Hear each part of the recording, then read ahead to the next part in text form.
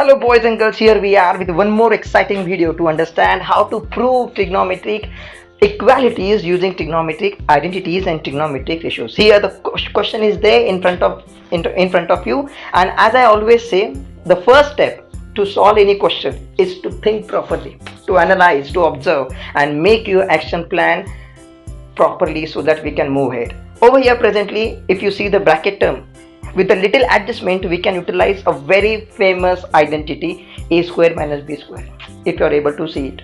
Yeah, okay. And after that we can utilize some trigonometric ratios, trigonometric identities to move ahead and get the sum done, right? So buckle up, get ready, let's get going. And here is our sum in the LHS, and the way I told you, correct, the bracket term requires certain adjustments.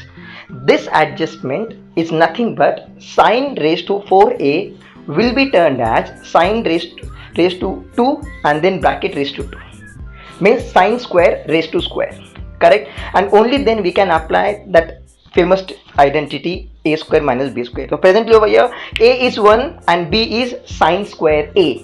Don't forget that a is 1 and b is sine square a. That means the answer will be 1 plus sine square a and 1 minus sine square a. That gives us insight to another identity. If you remember, 1 minus sine square a, which is marked over there, is nothing but the turned identity. Which one? The first one. And I can replace it by cos square a, and the remaining part of the sum will be written as it is, as you can see on the screen.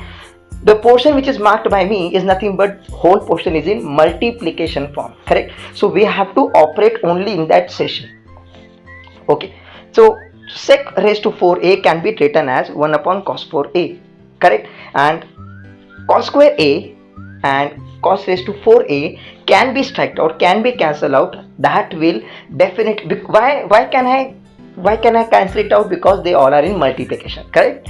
So this will leave us along with 1 upon cos square a, and beside to it 1 plus sine square a as it is, and minus 2 tan square a will be kept as it is untouched.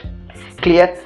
Now in the last video I had coined one term, fountain method of multiplication, right?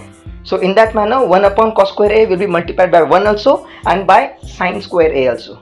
There it gives me 1 upon cos square a when I multiplied by 1 and sine square a upon cos square a when I multiplied by sine square, correct? Observe it clearly boys and girls. I can turn 1 upon cos square a into sec square a and sine square a upon cos square a into tan square a. Why am I turning all this, correct?